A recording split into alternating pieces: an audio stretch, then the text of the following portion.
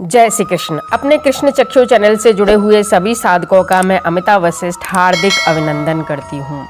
आज का वीडियो मैं आपके लिए लेकर आई हूँ कन्या पूजन की विधि से संबंधित। हम सभी नवरात्रों की विधिवत पूजा करते हैं और पूजा के उपरांत कन्या पूजन तो करते हैं, परंतु शास्त्रोक्त विधि नहीं जानने के कारण हमें कन्या पूजन का पूर्ण फल नहीं मिल पाता है। शारदीय नवरात्र पर्व, जो कि प्रतिवर्ष आश्विन मास शुक्ल पक्ष में प्रथमा से नौमी तिथि तक मनाया जाता है। नवरात्रि के ये 9 दिन सभी ग्रहों को हमारे अनुकूल करने और माता रानी की प्रसन्नता प्राप्त करवाने के लिए हमें आरोग्य, सौभाग्य, अभय तथा धन प्राप्ति करवाने का सर्वश्रेष्ठ समय होता है। तभी तो प्राचीन काल से ही वर्षा एवं शीत ऋतु का यह संधिकाल शारदीय नवरात्र के रूप में मनाया जाता है। मार्कंडेय पुराण में कहा गया है कि नवरात्रि में किसी भी प्रकार की गई पूजा अवश्य ही सिद्ध होती है। इस समय आकाश मंडल में ग्रहों की स्थितियां कुछ इस प्रकार की होती हैं। सभी ग्रह देवी मां के आशीर्वाद स्वरूप हमें सब कुछ देने हेतु लालायित रहते हैं। नवरात्र में किए गए समस्त व्रत, पूजा, मंत्र इत्यादि से अधिक महत्वपूर्ण कन्या पूजन को बताया गया है। ऐसा माना जाता है कि यदि आप व्रत उपवास न भी करें तो भी यदि केवल कन्या पूजन भी करते हैं तो माता अपना आशीर्वाद आपको अवश्य देती हैं। तो आज के इस वीडियो में हम कन्या पूजन की शास्त्रोक्त विधि को जानेंगे किस प्रकार की पूजन के माध्यम से हम अपनी समस्त मनोकामनाओं को पूर्ण कर सकते हैं, किस प्रकार हमें कन्या पूजन करना चाहिए ताकि हमें अपनी पूजा का संपूर्ण लाभ मिल सके। तो सर्वप्रथम हम प्रारंभ करते हैं कि किस प्रकार की कन्याओं को हमें कन्या पूजन में आमंत्रित करना चाहिए। तो शास्त्रों में ऐसा बताया गया है कि 2 वर्ष से 10 वर्ष तक की कन्याओं को ही कन्या पूजन हमें आमंत्रित करना चाहिए।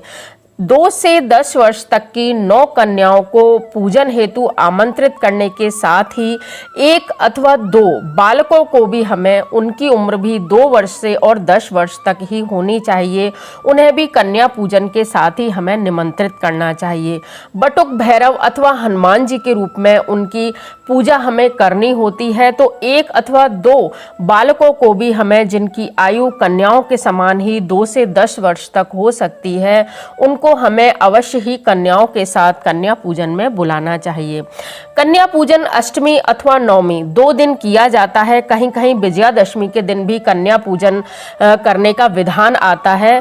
तो कन्या पूजन के समय जो 2 से 10 वर्ष आयु बताई गई है, उसमें विभिन्न प्रकार की कन्याओं को आयु के हिसाब से उनके नाम दिए गए हैं और उनके द्वारा हमें जो प्राप्ति होती है उसका भी मार्कंडेय पुराण में अच्छे से जिक्र आता है।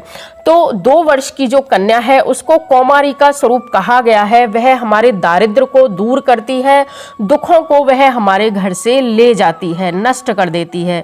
वहीं 3 साल की जो कन्या है उसको त्रिमूर्ति का स्वरूप कहा जाता है, जो सुख, शांति और समृद्धि देने वाली होती है। 4 वर्ष की कन्या कल्याणी कही जाती है, जो हमें भोग और मोक्ष दोनों ही प्रदान करके हमारा तथा हमारे संपूर्ण परिवार का कल्याण करती है। 5 वर्ष की कन्या को रोहिणी माना जाता है, जो रोगहीनता अर्थात आरोग्य हमें देती है। 6 वर्ष की कन्या को कालिका कहा जाता है। वह विद्या, सभी कर्मों में आपको विजय देती है और यदि आप बेरोजगार हैं, आप रोजगार पाना चाहते हैं, तो 6 वर्ष की कन्या आपको रोजगार देने में अत्यंत सहायक होती है। 7 वर्ष की कन्या को चंडिका का स्वरूप माना जाता है। वह आपको ऐश्वर्य देती है, साथ ही आस पड़ोस में अथवा कोर्ट कचहरी में यदि आपका कोई भी मुकदमा चला हुआ है तो वह उसमें आपको विजय दिलाती है। 8 वर्ष की कन्या को शांभवी स्वरूपा माना जाता है। वह योग के क्षेत्र में आपको विजय दिलवाती है। यदि आप कोई भी पारलौकिक कार्य करना चाहते हैं तो उसमें आपको 8 वर्ष की कन्या के माध्यम से विजय मिलती है। पितृदोष यदि आपके घर में है तो वह 8 वर्ष की कन्या शांभवी स्वरूप में आपके घर से पितृदोष को नष्ट करती है। 9 वर्ष की कन्या को दुर्गा का स्वरूप माना गया है। वह हमारे शत्रुओं का नाश करती है, हमारा कल्याण करती है। 10 वर्ष की कन्या को सुभद्रा स्वरूपा माना गया है। वह हमारे सभी मनोरथों को पूर्ण करने में अत्यंत सहयोगी होती है। 2 से 10 वर्ष के आयु के जो 1 या 2 बालक आते हैं, वह देवी के पार्षद के रूप में, दूत के रूप में हमारे साथ आते हैं। कन्याओं के माध्यम से हमारी पूर्ण होने वाली मनोरथों को सिद्ध करने के लिए वह दूत का कार्य करते हैं। इसलिए कन्याओं के साथ एक अथवा दो बालकों को भी अवश्य ही हमें बुलाना चाहिए। अब कन्या पूजन का सर्वश्रेष्ठ समय कौन सा है, उनको दी जाने वाली भेंट कौन सी है तथा कौन सी है वह मनोकामना पूर्ति का सरल उपाय जिसको हम करके और हमारी सभी मनोकामनाओं को पूर्ण कर सकते हैं। तो कन्या पूजन हेतु सर्वप्रथम विधि आरंभ हो जाती है सप्तमी के दिन से। यदि आप नवमी के दिन कन्या पूजन करने वाले हैं तो अष्टमी के दिन से ही आपकी विधि आरंभ हो जाती है। आप कन्या पूजन यदि अष्टमी में करने वाले हैं तो सप्तमी के दिन ही सायंकाल में अथवा अष्टमी के दिन सुबह जाकर आप सर्वप्रथम 2 से 10 वर्ष तक की 2, 5, 7 अथवा 9 कन्याओं को निमंत्रण देके आए। साथ में 1 अथवा 2 से 10 वर्ष तक के बालकों को भी आप आमंत्रित करके जाएं। आपको उन्हें 2 बार बुलाने जाना है, एक बार आमंत्रित करने जाना है तथा दूसरी बार उनको लेने हेतु अवश्य जाना है। यदि आप न जा सकें, आप घर के किसी अन्य सदस्य को भेज सकते हैं अथवा आप किसी को भी भेज सकते हैं, लेकिन ससम्मान आप उन्हें घर पर लिवा कर लाएं। यथासंभव 10 बजे से पूर्व ही कन्याओं को जीवन करवाने का जो समय है वह बताया गया है। 10 बजे से पूर्व ही आप उनको ले आए हो सके, अन्यथा 12 बजे से पूर्व भी यह काम किया जा सकता है। घर लाकर उन्हें आप दहलीज के भीतर आकर उन्हें दहलीज के बाहर खड़े रखकर सर्वप्रथम उन्हें जल से अर्घ दें। उन्हें पवित्र आसन पर धुले हुए वस्त्रों पर आप उन्हें बिठाएं। उनका मुख पूर्व, उत्तर अथवा पश्चिम की ओर हो। सर्वप्रथम उनके पैर पूजन करें, जिसमें आपको एक बड़े कटोरे में जल लेकर उसमें थोड़ी हल्दी और कुमकुम से उस जल का रंग जो है वो रंगीला कर लेना है, अर्थात हल्दी और कुमकुम से मिलाकर उस जल को रंगीन कर लेना है। अपने दोनों हाथों से सभी कन्याओं के पैरों को आप श्रद्धा पूर्वक धोएं। अंत में जो बालक आपने निमंत्रित किए हैं उनके भी पैरों को धोकर बचे हुए जल को आप अपने मस्तक से लगाएं और अपने पूरे घर में उसको छिड़क दें। उसके पश्चात हाथ धोकर आप कन्याओं के चरणों में आलता अथवा महावर लगाएं और उन्हें भोजन हेतु बिठाएं। भोजन में हमें माँ की पसंद का भोजन, जिसमें देशी घी की पूरी घर में बनी हुई वह होनी चाहिए।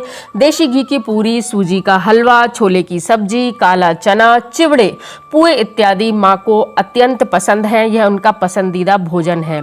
अब अत्यंत प्रेम से यह भोजन हमें कन्याओं को करवाना है। ध्यान रहे, कन्याओं को डांटना, उनके साथ दुर्व्यवहार करना, गुस्से में उन्हें घूरना अथवा उन्हें उनके साथ कोई भी ऐसा व्यवहार करना जो कि उचित नहीं है, वह आपको इस दिन बिल्कुल भी नहीं करना है। इस दिन कन्याएं साक्षात देवी का स्वरूप होती हैं, अतः आप उन्हें अत्यंत विनम्रता पूर्वक, प्रेम और सम्मान से भोजन करवाएं। भोजन करने के पश्चात पत्तल उठाने के बाद उस स्थान को सफाई करें।